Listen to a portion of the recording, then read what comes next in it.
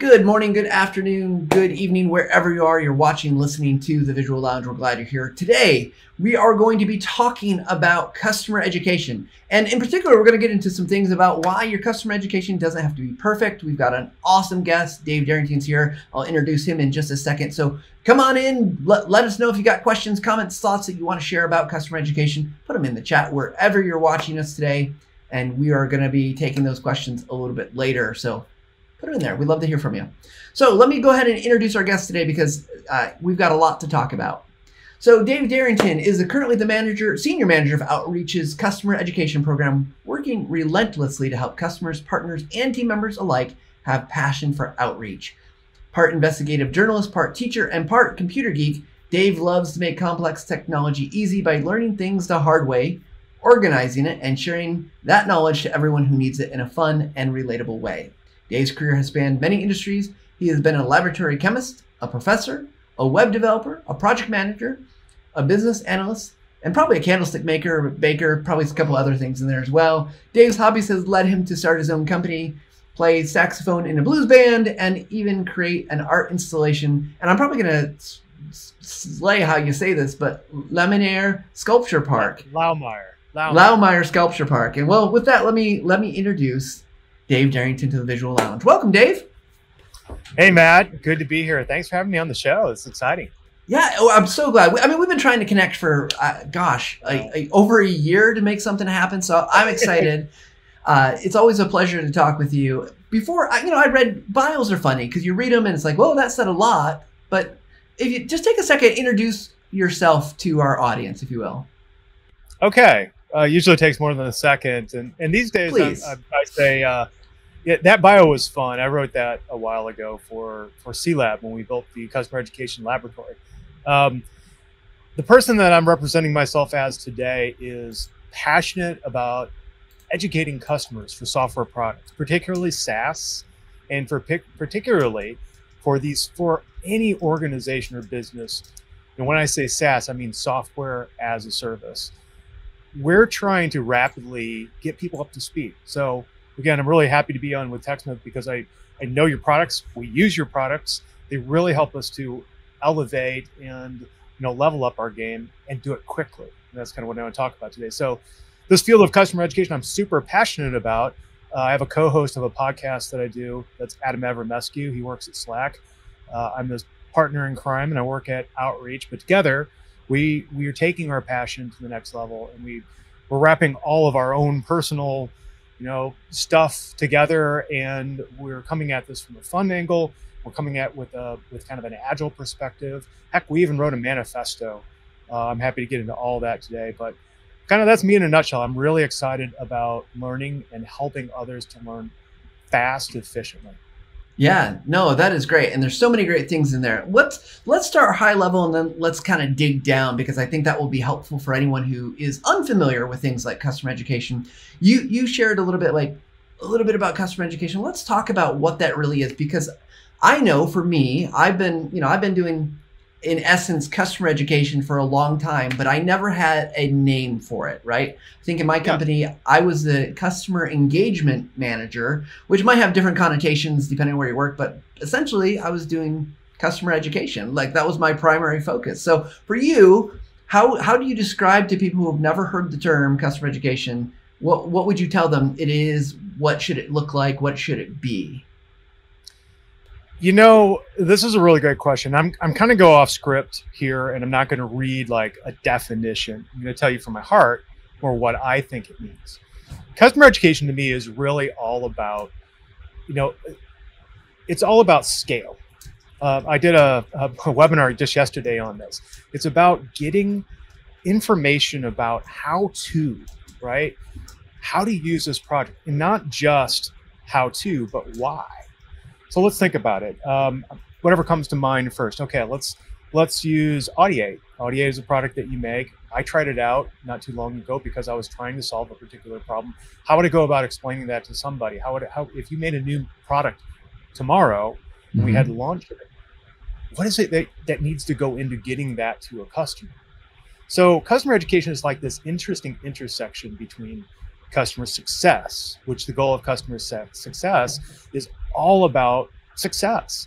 I want you as a customer to be happy with the product that you bought, because we're in a subscription economy, right? That means if you say to me, Dave, I can't use this thing, I failed quickly, right? And because we're moving so fast in a lot of these companies, a lot of organizations, and this is not beholden just to software as a service now, it's everything. We move and we try to get a product out the door quickly. This is where you call in customer education people, because we use methodologies that are very rapid, right? Agile. And it's all about getting that learning, that knowledge into the hands of the customer as quickly as possible so that they can get unblocked and be able to use it. That translates to things that we learn in the customer success world, which are like, how do I retain customers longer? How do I make sure they get the most value out of it? And more than anything, I think adoption is the biggest one. Let's take a story of, I love to tell people this story. I'm not going to actually tell you the name of the product I'm using. This typifies the work that we have to do. So let's say I'm a customer and I'm in a business. So we're talking B2B largely, but education can be B2C as well. And you, Matt, maybe you're my boss and you come to me and you say, Dave, I need you to learn this product and start using it tomorrow. And I go, whoa, wait a minute, I'm using this other product, or I'm using this third product and I'm happy with it. So this is the customer plight, right? We're busy, not lazy. We have a job to do. So we're looking for, how does this unblock me and make me do my job better so I can do bigger and better things? So when you come to me and say, Dave, you're going to learn this, I may go through onboarding, right? I may sit in a training class, or, in the old days, we would get flown across the country and sit in the class for a couple of 3 days. We don't do that anymore. COVID times really epitomizes what the values of customer education are. Getting customers enabled or empowered quickly, and they can use the product better. So that's kind of like in a nutshell what it is we're really rapidly scaling content and getting it in the hands of the customer, and ideally making it in a way that's just in time. It's there when you need it. It's there when you have time to use it. How's that? Yeah. So I love a couple of things you said. I love the focus on kind of being agile, moving forward quickly, getting it to them. And you also said the thing that stuck out to me is that while primarily I think a lot of customer education is focused in SaaS-based companies, or companies that are using subscription as a service, customer education is really kind of everywhere now, right? Like everyone's finding to do it. In fact, you and I were at a conference, and one of the groups there was there that I'm like, really? You're here? Oh, I guess that makes sense. I saw the U-Haul was at this conference, and it was a customer education conference. I was like, that makes actually a lot of sense. It's sort of like a subscription as a service, not a subscription, but a rental, right? You got stuff that you want your customer to be successful. You don't want them to fail, because failure is could be catastrophic. Especially with U-Haul when you're moving. Right. It's expensive. So those are things that stood out to me as from a kind of a customer education perspective. So let's keep going though. So you also talked about kind of the speed, right? What's the impetus behind speed? Because I want to get to how do we get faster? Because I think that's something that we could really get to. But why, in your mind, is that speed so critical for customer education? Well, I think this is going to unlock a lot of our discussion today. And actually, the things that I've said kind of frame up and steer us to the point that I want to make with you, into this audience in particular. And I think if I'm reading it right, and Matt, check me if I'm wrong here, you're listening and you're tuning in today because you're like, oh, okay, number one, I want to know what this customer education thing is. And number one, I could always go faster. I could always make content and get that out quicker. And I'm scared. Maybe you're scared. I'm scared. Let's put it in a different context. So speed is everything. And let me go back in time, and I'll go back to one of the earlier companies where I first had a role in customer education formal. That was Gainsight. So if any of you have ever heard of Gainsight, you know that it's the customer success company, or one of them, that builds software for it. Now, there was a discrete challenge when I came into the environment, and that was, well, there was kind of training and kind of enablement material, and there was documentation for sure that was actually pretty good, but it was a jigsaw puzzle, right? The caveat is, okay, you're working at a company and you're really early phase. You're 100, 150 people. Something interesting happens in this journey of an organization to release a product. Now, that company could actually be one person. That company could be, it could be Microsoft, and they're dealing with a small, they're bringing a new product to life. everybody can use this principle of rapidly scaling and delivering content. And I think we don't do this intentionally because, and Matt, we were talking about this earlier when we were preparing. You know what? Let me tell you another story. Most of us who've gone through high school, maybe college, are kind of trained to be an educator, and we don't recognize that.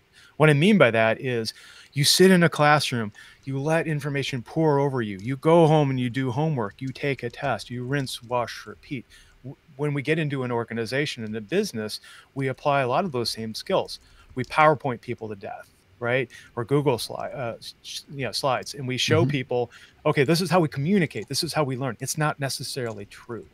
And it doesn't always work well that way. So we're trying to introduce methodologies and things that come in from good adult learning theory and good canonical instructional design.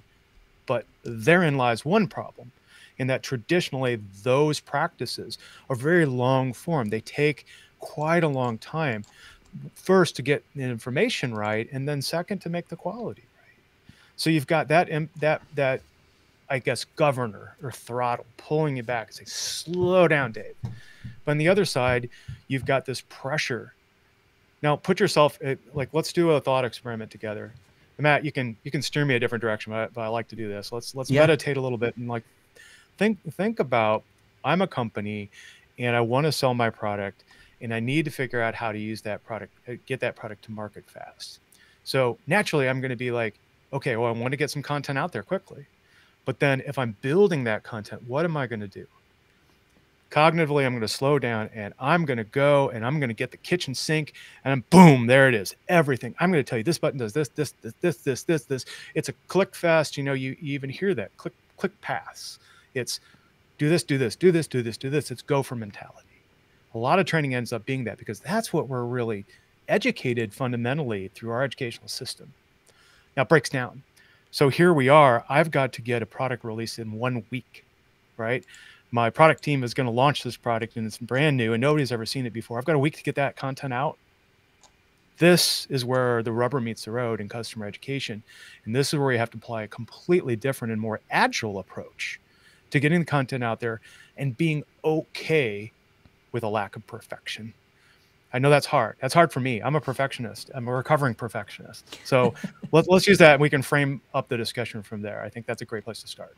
Yeah, no, I love that, right? Like, because that's a real business challenge, and it does, you know, because my inclination is I want you to know everything. I want you to know everything about my product. I want you to know how to do it because that's going to make you successful. If you know everything, you'll be successful. But the reality is, from what you're saying, is that's not true. It's because I can't teach you everything in a week. I can't get you up to speed. Yeah. We'll take Camtasia for instance, right? Like most people, there's probably very few, but most people don't learn everything about Camtasia in their month of trial. They can't. It's just impossible. There's too much there. There's too much kind of complexity. I mean, some people can learn a lot, but like, so I love what you're saying. We got to go move fast. We got to be agile. And I do want to talk about the perfection piece of this because I think it's interesting because I think here's what I can hear. I can hear we'll pretend we got little managers on our shoulders and they're saying, no, it's got to be done now. And the other one's saying, yes, but it needs to look really good. It needs to be perfect because this represents our brand. So tell me, Dave, how do we overcome this? How do we make better content faster, but how do we let go of that need? Because like you said, if you're a recovering perfectionist, that's really hard. And because you're always worried, well, I don't want my customers to value my product or what I'm doing is less because frankly, I mean, let's put it very selfishly as if I'm a customer education professional and my job is on the line and I put out stuff that's not perfect, I don't want to be fired because it's not, looks good. Yeah, like somebody's going to complain about that, right? That's what, okay. So here's a time and space where we need to think about psychology, right? We need to think about how our brains work. And again, going back to that, I'm a recovering perfectionist. I will always struggle with this. And using that as kind of like, I guess I could call it my superpower because when we introduce new people to the team at first, and this is a continuum. This is a maturity thing. When I'm very early into a company, let's say I'm just assembling a team, like I did at Outreach and Gainsight, we have to like think about the task at hand. And that is, oh my God, I have got to build an academy or a university that's going to be online. I've got to get trainers up to speed and have them have content to do really good training at for my biggest customers. How do I get all this stuff together? And my boss says, you got a month. Whew, okay, great. Now it's loaded. It's a loaded question, right? Or it's a loaded task to think, okay, I've got to do a really good job. Now, let's go back to my university self. In university, you're going to write a paper and you're going to try to get it, to be perfect. Or maybe your first job where you're like, I really want this to be great because I want to show off all the things that I've learned. And I want my manager to like the work that I've done. I want the customers to think this is great. Okay. That is true. Matt, we said before, like with true, false, that driving impulse is accurate. We do want that. We do aspire to that. That should always be in the back of our mind. But like a lot of those cartoons where you have the devil on one side and the angel on the other, I feel like I have that. And sometimes you got to go to that angel and flick him off, say, come back in about, a month or 3 months or 6 months when I got the base is covered. I've got the core of my curriculum together. Mm-hmm. So what we do, here's a nice a couple little things that I do. Number one, I really think about just a brutal timeline. Like, how fast can I get this material together? And I think about time boxing. So have you ever heard of the term time boxing? It means I'm going to just say, I'm going to get this task done in this time, 1 week, 3 days, 1 day, whatever it is. And I'm going to do as best I can in that. I'm a big fan of, Matt, have you ever gone to a game jam, global game jam? I've never been to a game jam, but I think I might know what it is. But explain it for everyone else who doesn't. Okay, let me do this. I love game jams. So there's a big thing called Global Game Jam, happens in January of every year. And usually, where I used to live in St. Louis, there were groups that really had them 3 times a year. They love doing this. The point of a game jam is you build a video game in a weekend, full one, start to finish. Is it going to be good? No, it's just going to be god awful. But you know what? The people that do it over and over again end up coming up with gems. And some of those games end up getting put up on platforms like Steam. I'm a video game enthusiast too. So, but video games are software as a service in the most brutal way, because you're trying to put something together. You're using all these different media types, storytelling, video, animation, system stuff, technology, and you're packaging all that up and giving out there for someone to enjoy. And if you do that in a weekend and you get the core of it together, is it going to look great? Nope. Did it work? Did you have fun with it? Yeah. If you had fun with it, you did exactly what we do in customer education. It proves out that point. I can make a little bit of content and I can say, I screwed up the background on that one, or the font looks a little off, or the video is a little bit grainy, or what is the customer's perception of that on the other end? Let's think about me as a customer now. So if I adopt a B2B or B2C platform software, one of the biggest things that I am a customer, okay, why do I buy your product? Why did I buy Camtasia, Matt? I bought Camtasia because it provides me a superpower. It gives me an ability to do something. And I need to learn that. So the caveat here is that I got to get something up to speed pretty quick, right? I'm going to decrease the quality level.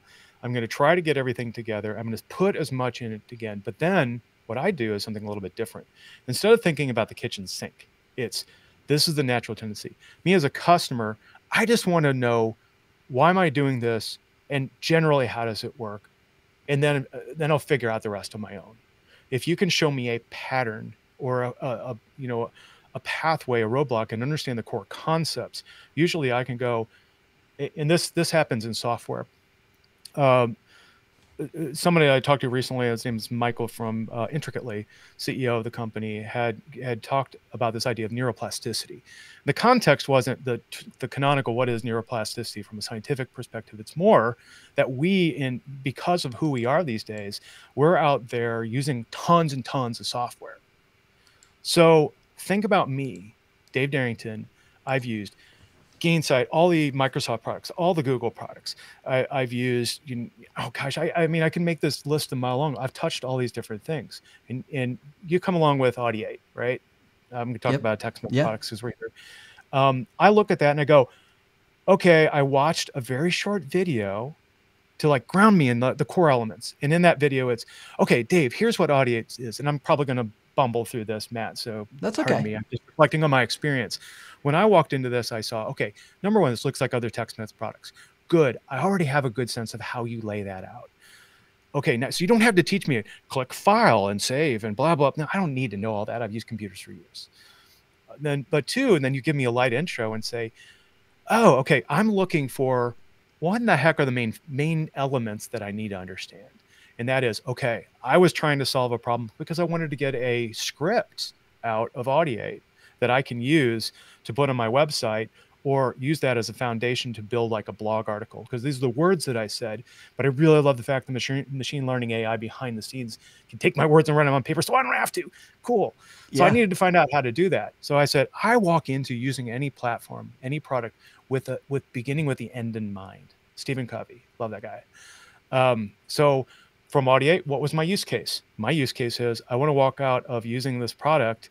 I don't want to spend very long. I want to upload a file. I want that file to be translated. I'm going to walk away, get a cup of coffee or something to drink, snack maybe. That'd be great. Take a nap, come back. It didn't take that long. Great. I've got a script out.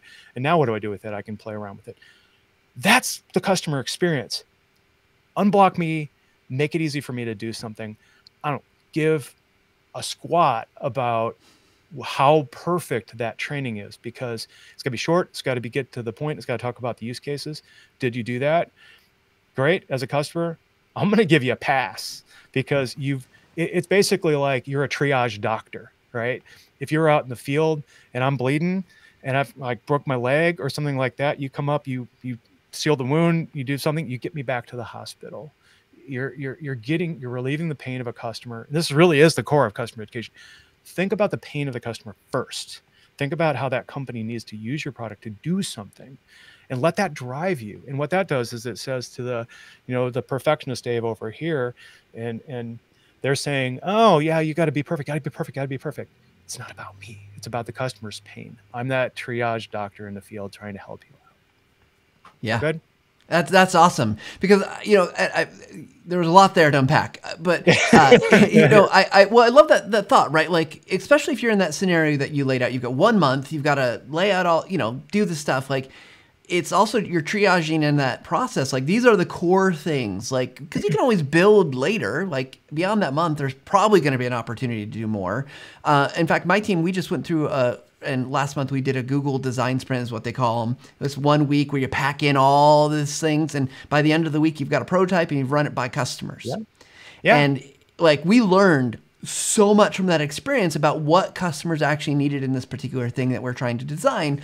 And it's crazy what you can actually do. And then you can swarm around that work. But I love this notion that you got to, that your customer ultimately doesn't care. If the information's good and it moves me towards that end state, they don't care about the quality. And I think I want to be careful here, because I do think there's things that are, for our audience listening, I don't think we're saying have bad audio if you're making a video. Don't have fuzzy, grainy pictures.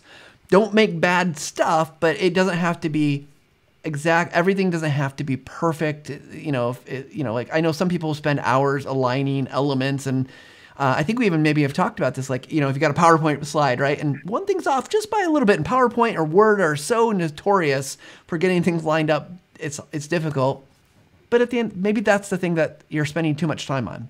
It really doesn't matter if it's off by a pixel or two, right? And here's a thought that I love to pass on to people. Let's go back to Walt Disney. This is a story I used to tell in my video game design class when I taught it. He had this concept of what's called a weenie. Have you heard this before, Matt? No. Okay. So imagine yourself walking into Disney, and you're walking through the castle, the big tower, and depending on where you are in the country or the world. And Disney is an experience. You take all this glory in. It's like, oh, this is my childhood, all personalized and here in the real world. And you're walking through this experience. Now, the thing about Disney is that perfectionism is really important, but he actually introduced this concept of a weenie, a small mistake, an intentionally left behind a mistake that guides your attention. In his context, that was, they would put, would place different like things that you could explore. So you naturally, oh, look at that. That's really cool. But the things that are there are guiding you away from, like, maybe you have a T intersection in the castle and you can go left and you can go right. And oh, you see something and it naturally pulls your attention and leads you through that experience. And in fact, you can use those things. Like, I made a mistake. Maybe I just intentionally leave that, because you know what? Sometimes that distracts people, your customers as well. And they see that and they go, oh, there's this one little mistake here. And like, well, you know what? They're missing the fact that I got 10 others in that video that were more pronounced and important. And I left one in. So the point is that you can actually leverage a little bit of imperfection, in my experience, to help distract people away from bigger problems. For example, like I've had very critical people look at my content.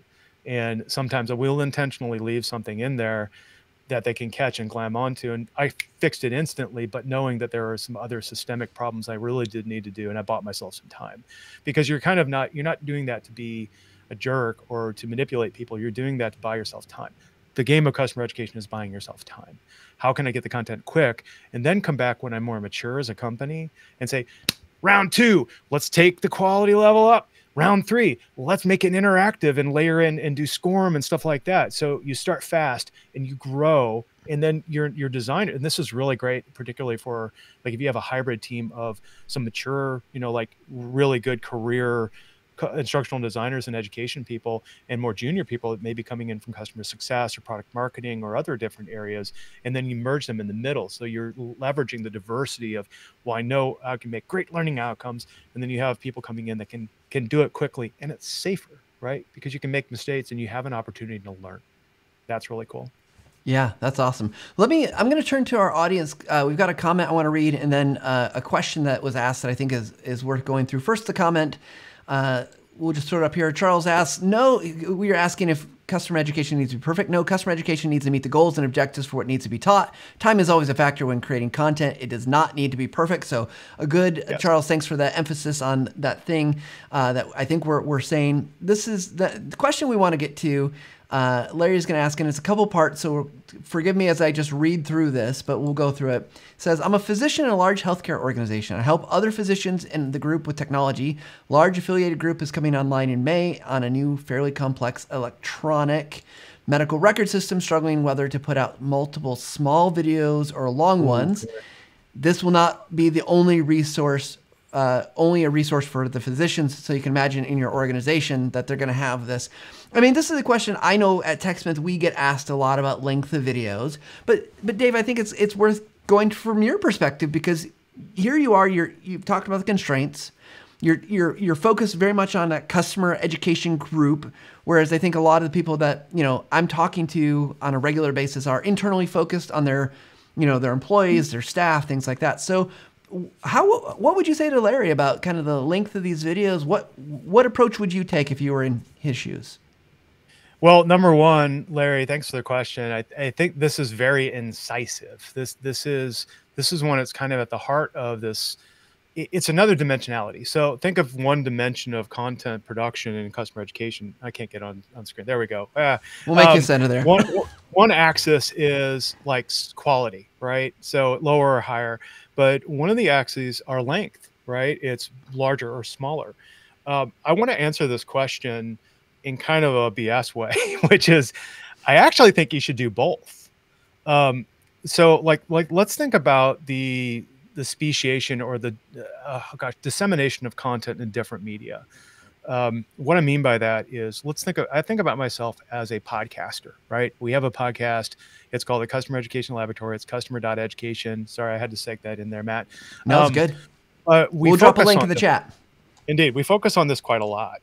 And as I'm building my own personal website, it's helping me reinforce the understanding that you have different kinds of content for different needs. Now, to your point, okay, now you're in a large healthcare organization. I have a feeling of one of the platforms that you're using because I've touched them myself. They're big, they're meaty, they've got a lot of things to them. If you're educating a doctor, now you're dripping into the high stakes universe, right? We're not doing surgery here, but we are doing medical records, which are super important. So I like to transpose that or relay that into a B2B play that I have. And I'm going to use words, and I'm going to pave over the words that I say to apply to your case in healthcare. In my universe, I think about two personas largely. I think about the administrator.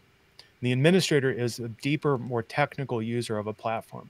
Maybe they're there to put in, like we were talking about medical records, where a doctor might be the only one authorized to do certain things. An administrator of a system has that same kind of flavor that, they're going deeper. They understand all of the pieces of the company and the organization or the platform, and they understand the business outcomes and all that stuff. So they're there to tool things and set things up such that the end user, maybe that's a doctor or a nurse or somebody that's actually in my industry, I work in sales. So I'm thinking about sales development reps, business development reps, account execs, account managers, and CSMs, right? It's very translatable or very relatable. So in this case, when I say both long and short, I mean long form. Okay, let's say, Matt, I'm going to do an experiment here, and I'm going to pretend that we're in a case where Larry here has a week or 2 weeks to get some content out, right? Yep. So how would I generate that quickly, but at a decent level of quality that means I'm not going to lose my job?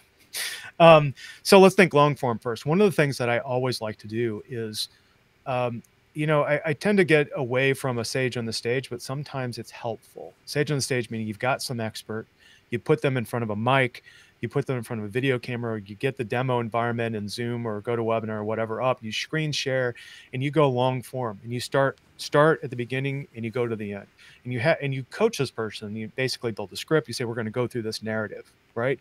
That's long form, right? And you record that. Maybe you live stream it like we're doing here, right? We're out live. If I screw up something, well, that's out for you to see, and I'm okay with that. So some of those things are really good because you can very quickly go, okay, I've got my script. I'm going to sit down and record this. I'm going to do it live. I'm just going to walk all the way through it, mistakes and all. Okay. And I can go back and edit that as I go, but that's long form. Then if you do this right, this is where you can take advantage of a multimodal process. Now, internal for your kind of organization in healthcare, none of this is going to go live. It's going to stay behind your firewall. It's going to stay internally in a corporate. So that would be the only differentiation for me because that's more internal enablement as opposed to customer education, which you're going out. But the same principle applies. So what I like to do is actually do these kinds of videos where I say, we're just going to lay it all out. If I had to move really fast, I would record it live and, chop it up then. So then I go, okay, you could either time index, and you could use I use Wistia, and you can time index Wistia. So somebody can go, I got that part, jump, I got that part, jump, got that part. Or you can even cut it up into smaller modules and deliver those. I find that smaller modules are very impactful, particularly for number one, review, and number two, micro learning over time. Matt, when we were at DevLearn a year and a half, 2 years ago, I attended and observed all the micro learning things, because one of the big things that I know and I understand from scientific background is that you lose about, 70%, 80% of everything you know or everything you've learned within a day. So the smaller components are really great for reinforcing material. So if you have an internal LMS and something that you could stage up, maybe even a sequence of emails to drip feed. Doctors are pretty good about absorbing and retaining content because that's what they do. But that's what they have to do because they have to good. But getting that drip feed into small micro content, that's super helpful, because then you can even do something like say, okay, here's a long form. You can watch that one time all the way through just to absorb. And then here's a list indexed. And this could be even just a web page. This could be a Google Doc, links to videos. And then you've segmented out 3 minutes for this, 5 minutes for this, 1 minute for this, 7 minutes for this. And then you have like an index that I can go jump around and go back to. And that really opens up the space of the topic that I'm trying to learn and lets me get into just what I need. And then I can come back and reference it. So that's how I would answer that. Yeah. I mean, I agree with the principles, right? Absolutely. We want to, like, if you only have a short amount of time, get those subject matter experts, get them on camera, get them behind the, like, making the screen recording, even if it's you clicking through things as they're talking about it. Like, there's lots of ways to set that up. So I love that idea. And I even think the cool thing about your, like, hey, just put out the small chunks afterwards is what, or in addition to, you can even tell people, like, if it's a video, this is my favorite thing, 1.5 times speed. You don't have to watch. If it's an 8-minute video, don't watch it at normal speed unless you feel like it's complicated and you really need it. But if it's something you think you can absorb, we just actually had a video. Now, again, this is internal, not customer education, but the VP of marketing sent out a video for some internal stuff we're doing for, personal growth and development, learning and development kind of things. And she's like, in her email, she said, this is, I don't know, I think it was 6 minutes. She's like, watch this at 1.5 speed. Like, give your audience permission to go through that if time is constraining. So I think those are fantastic ideas. Let's and Larry just said great suggestions. Thanks. So I think we're on par here, at least, if not doing better. I thought it was better. Let's talk about a little bit more about how we go about developing these things. Because, look, as we've been very clear from the beginning, we're TechSmith. We make Camtasia. We make Snagit. So I am steeped in video. We talk on the show all the time about video. But I'm curious from your perspective, what options do people have when it comes to customer engagement that you found that help you with being able to move quickly, to not getting caught up in the idea of it has to be perfect, but allow you to really successfully serve your customers? What kind of things are you finding work well? And you can say video. I don't mean to eliminate that as an answer, but I'm actually going to deviate a little bit and use some words first. We created something because, to your point, Matt, like what is it that we have to do to help guide us to adhere to certain principles that allow us to move fast? Okay, that's hard. And again, I'm bringing up my co-host at the podcast, Adam Evermescu. He and I have been stewing in this concept of what customer education is for years now. And we've been working to get a network of people that we know and we trust, Matt, you being one of them, who are thinking about it similarly, thinking about the space. What we did is we came up with something called the Customer Education Manifesto. Yeah, it's Manifesto, but we patterned it off of the Agile Manifesto. And if you know anything about that, that was written 20 years ago by a group of developers who were just sick of waterfall, old school methodologies that took years to release a product or a piece of material. And things went way too slow. And then the problem is in our world that, and let's talk about Agile a little bit. The getting content to market is super important, right? If you know what you're needing to do, you need to get that as quickly as possible. So you need to remove a lot of distractions. So what we did is created, and you go to customer.education, and then Manifesto is a link at the top if you want to see this. Actually, we're asking people to sign up for this and commit to this. And, it's a lightweight. You're not selling anything and you don't owe us anything, but you can go onto our site and read the manifesto. And if you agree with that, follow along. This, I think, and actually one of our listeners had printed it out and put it next to her desk in a nice frame. And I took a picture of that and put it on LinkedIn. It was so fun. But here's what we believe in. So I'm just going to read this real quickly because this frames up stuff, and then we'll get back to the methodology that I tend to use. We believe that learning a new product is like taking a journey into parts unknown. Fundamentally, customers are not going to succeed if they don't learn. Okay, that's customer education in a nutshell. We're united in making our customers wildly successful. We're enabling them to find value earlier and realize value over time. Right. So what that means is we get content that may be a little rough right away, and we continue to polish that and enhance and release over time. So we're anticipating and removing roadblocks, things that get stuck on. So I'll be informative. Support tickets inform us. Other problems that CSMs and professional services people and other people in the field report to us, we're taking into consideration. We're moving them into our program, and we're building educational programs at scale. So we have 6 principles, and those 6 principles are: number 1, think about value first. Guide customers to value versus educating them on every feature. This is the kitchen sink, right? Forget it. Focus on what's critical first. 2, build a core program that scales versus customizing every time.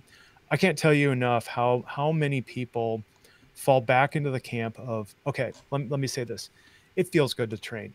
It feels good. It's a heartwarming experience when, Matt, if I could teach you something today and you go, I didn't know that, and the light bulb goes on and you go out and you accomplish something great. That's a teacher's soul right there. That's what's freaking amazing about educating, right? Yeah. You connect with somebody, you unblock them, and by God, they learned and they went off and did great things, maybe better than you. And that's fun.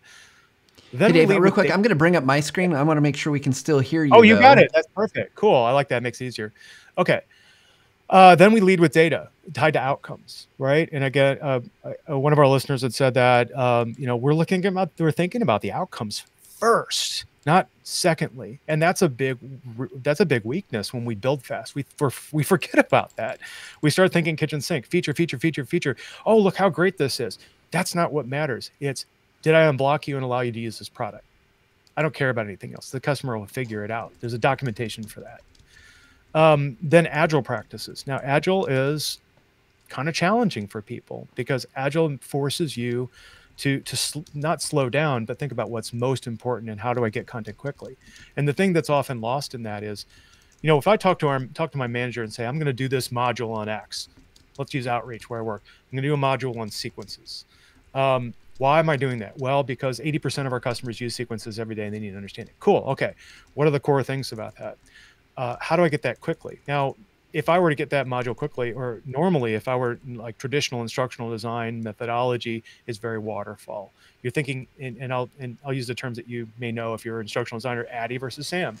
ADDIE is a practice that sometimes takes pretty long. Mm-hmm. But SAM, the successive approximation method or model is agile. It's quick. It's loops. So what I like to do is be able to say, okay, well, I need to make all this product. I'll list out all the kinds of training modules I might need, but then I'll take them one at a time and I'll do them as quickly as possible. Loop, loop, loop, loop, loop, loop, come back, loop, loop, loop, loop, loop, loop, come back, loop, loop, loop, get rid of something, add something in. So you're always thinking tighter loops, right?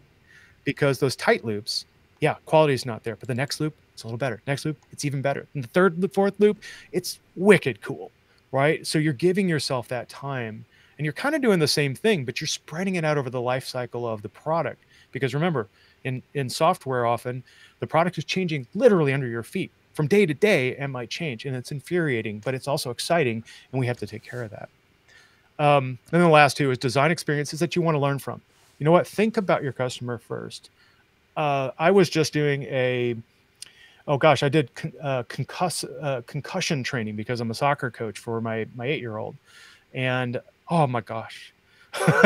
When you think about some of the things, this was made by the CDC. Actually, I have to give them credit because it was engaging enough that it didn't fall asleep, but it could be better. It could be easier to move through because there's parts of it that moved really slow, right? But that probably took forever to make. And the experience that I had was that, oh, can I move this video forward? No, I get this. I've done this 2 times before. I just need to get to the test because I know this material. Those kinds of things infuriate customers. You want their experience to be good. That's why I see a lot of new roles as learning experience designers. I love that title. I think that's really evocative of what we're trying to accomplish here. And then the last one I think is super important. Moment of need. You got to think about in the context of what the people using your product or using their services or whatever it is, what is it they actually need? If they don't need to know the kitchen sink and all the functionality, get rid of it, cut it out, be brutal about it, get it down to the core brass tacks, the things you really need to know. So with this really informs my process. And Matt, I'm just checking time. I want to go through like the thinking that I have when I start to finish, but where are we at on time? We've got about 7 minutes left before we'll jump over to what's new at TechSmith. And just real quick, I want to thank everybody for some comments in there. As if you haven't seen, some people are asking about how do you use product and stuff like that. I do want to mention that's not our goal today. We're not trying to teach the products. We do have some great, fantastic webinars. Go check those out. Go check out our tutorials. Our goal today is we want to bring Dave's knowledge about customer education and any of our guests to Visual Lounge. We're so grateful that you're willing to share with us. So we appreciate that. So Dave, we got a few minutes left. So tell us, what are these points that you wanted to help us bring it home strong? What do we got here? Cool. Okay. I think what will be helpful and might help this audience in particular is like, what's my process to move super fast? Yeah. I've already said something. Love it. So let's think about this in 3 phases, right? Phase 1 is I landed a company. I'm brand new here. I don't know anything. And I've got to stand up a university, like an academy, pretty quick, right? Phase 2 is what are you doing next? Phase 3 is maturity. I'm actually moving then into educational services. Maybe we have IPO'd as a company. Maybe we've been acquired. Now we're going to talent. So let me see if I can do a speed run, get through this. So phase 1, I landed at a company. I've established a beachhead. Maybe I'm hiring people, right? I'm hiring a couple of instructional designers and trainers, and I'm trying to get my bearings. But what I'll do at first is I'll really look at the market. Who am I educating? What's the audience? What do they like? At Outreach, predominantly, I have people that live in LinkedIn, right? They live online. They're often largely skewed towards people that are just postgraduate. They've just exited university, and this may be their first or second job. So natively, I have to think about the types or modes of content. So they're looking at online. They're happy to pursue learning at their own pace. That calls out university to me. Your situation may be different. So here's a methodology that I love to use, and I'm really evangelizing for it. Okay, let's say I have an LMS, or even I just have a web page, and I can put links and videos in and organize them. What I do first is I think about, okay, product, put it on the shelf, and I will ask you, Matt, here's this new product. Let's get you, product manager, some other people in a room, all the subject matter experts, and I'll start tearing it apart. And I'll enumerate the core use cases. Use case 1, it does this. Use case 2, I do this. Use case 3, I do that. It's thinking about the customer first. And you're breaking the learning pathway up in that context. And then once you've got enough understanding of that, what I do is quick loops. So I break it down, I list it out, I start working top to bottom. And I will start that journey by, interviewing SMEs, getting enough information, validating that information pretty as well as I possibly can, but I time box it. So I intentionally might not get everything. It intentionally might not be perfect. And that's actually kind of painful, because what you'll have, as my experience was, okay, a product manager gave me a whole bunch of trouble because I didn't get this quite right and didn't get that quite right. I don't slow down. I continue to move through that, fixing as I go, fixing sometimes in line and getting that out, right? So this, again, harkens back to this perfectionism streak. You're going to get things wrong. It infuriates me as an educator to do that. I have to tell you that really helps to say, okay, I understand, don't panic, quick loop, update, update, update. So then basically you build the road, you connect the dots. And then if you have different personas or you have different products or whatever, proceed through them one by one. That first loop is super critical. Now you also need to think about the triangle of quality versus speed, versus costs. And it's the project management iron triangle, to a certain sense, tweaked for us. So quality, my quality is not going to be as high, but then speed and cost might be factors here. I was fortunate to be able to hire a couple of contractors to help me accelerate. So I was able to move the bar of quality and move the bar of speed just a little bit. So think about that. Be brutal with your prioritization first and get to the core content. Now, the other thing that I do commonly, remember I talked to you about recording the video. I will often just live stream or even just record a webinar, and I'll invite customers on that, because what that does is it also helps you to make sure that the customers are seeing this, are immediately providing input. I'll put surveys up in the back end. And again, I won't worry much about the quality. I won't worry about mistakes. I take that, I record it, I put it in my academy or put it online. Loop, loop, loop, loop, loop. So I have as much maximized feedback as possible, and I'm putting myself out there. So all of you are probably like, oh God, I don't want to do that. But it moves you so fast. You're putting yourself on the line. It's risky. Sometimes managers look at that the first time and they go, oh, I don't know about this because their brand is at line. That's what you said earlier. But trust me, it works really well. There are cases when you will not be able to move the needle on that. That's the core of it. And then basically successive work after that is more like, okay, I'll come back and I'll do a design doc and I'll do what I call like a master, a style guide, right? And then I'll go and I'll say, I want to amp this up a little bit, and you'll do more stuff with Camtasia and have some fun and introduce some good elements, transitions. And then the third time through, man, you're polishing it and you're making it a high-end product. So that I think it's never failed. And if you do that, and yes, it's hard, it will get you speed, fast to market, and it actually builds you a good safety net so that you, and actually the other thing is you can show in your performance review how much you've improved all of your content. So, I love it. I love it. Nutshell. Well, the other thing I was thinking about is that, like, we know that no plan actually survives contact with the customers, right? Like, you might have all the ideas. Like, I know we've gone through and said, oh, we think this is going to be really important. And customers are kind of like, it's okay. I'm not really worried about that. I'm worried about this. And so it allows you I imagine that first loop allows you to really like hone that message, hone the things that you're saying. The other thing I want to say to that I was thinking about that I think is really important, and actually really relates well to this show, is you learn. Like, I love our guests and I love our are people that watch us live and listen to podcasts, but I know I'm learning way more than all y'all because I'm in it, right? I'm focused on it. I'm doing it every week, and I'm getting huge benefits, and I hope everyone else is getting benefits too. But I imagine that the iterative process, you're just learning so much about your product, about how it's being used, what is really important. And so I think that's all really, really great stuff. So Dave, thank you so much for sharing your wisdom and knowledge with us and our audience. I think there's probably about 3 or 4 more episodes here that we could do. Maybe at some point we can get you and Adam to talk more about together. Time and place, I don't know when that would ever actually happen because you guys are so darn busy, as we all are. But I think this would be fantastic to have you back again sometime. We can talk about it. The other thing I want to mention while you're here, because speaking of learning, Dave, did you know, you probably didn't know this, we have a contest. For anyone that's watched any episode of the Visual Lounge, and we're calling it that Visual Lounge before we even named it that. So through last March, we actually started, that's when we started going live stream. So you're 1 week off from our year mark. And so we're having a contest. That's awesome. Yeah, isn't that super cool? We're inspired by things like the Customer Education Lab and, of course, lots of other great people. We want to give away, it's a 6 months copy of either Audiate, assets for Camtasia or assets for Snagit. You get to pick one, but we're going to give 3 of those away to anyone who tweets on LinkedIn posts or Instagram, I think Facebook, using the hashtag Visual Lounge. You can tell us what you learned, and everyone will have a chance to win. So go do it now. Dave, I know you've been talking about, you got your eye on Audiate, and this is your chance too, right? Yeah, no doubt. I gave it a good. It's a fun product. Well, thank you. Any last words, awesome, Dave, that you would want to share? Final takes. Final takes. Again, I'll bump our podcast. It is customer.education. It's the Customer Education Laboratory.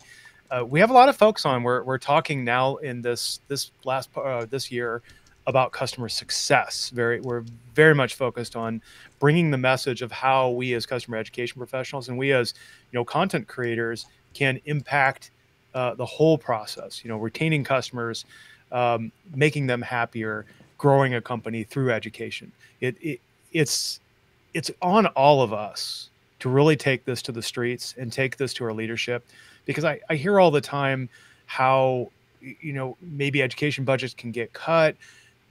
Things happen. We're really important, but we're not always seen. So take it to the streets, folks. Check out our website, sign our manifesto. If you need to contact with me, I'm at Dave Derington on Twitter. I don't check it as much, but I am extremely active on LinkedIn. So if you want to talk more about customer education in particular, I'm happy to talk with you. Just shout out at me and we'll chat. So thanks again. And I'll just plug the Customer Education Lab and website. There's just, you guys are putting out great content there. It's anyone that's listening, and there's so many great. I think it's interesting, and this is kind of bonus stuff. Now we can just chat for a second.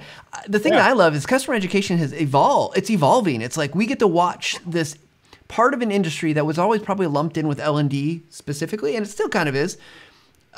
We get to watch it evolve into something that's new and exciting. I mean, just the number of positions and opportunities. I know you and I are part of a Slack group that's for customer education.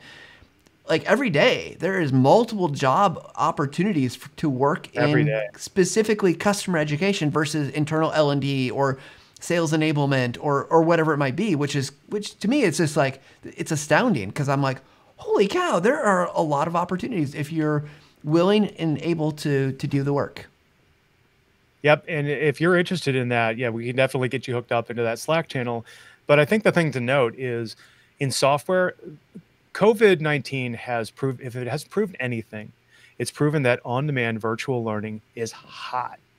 And it doesn't matter what industry you're in. We've turned to multimodal. We turned to video content. I prefer video content to start with because it's easy to create, it's really impactful, and it's fun.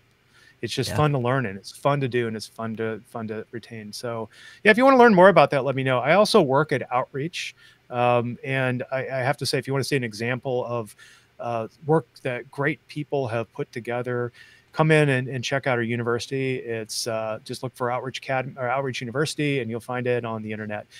It kind of demonstrates if you've looked at it over time, how you can go from some material that's not so hot to a university that actually really performing and scaling, because we're seeing adoption of our university actually outstrip anything I would have expected.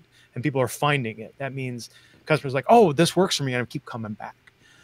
So good examples there. I can share others examples with you. Happy to talk with you. Really love being on the show. So thanks again, Matt.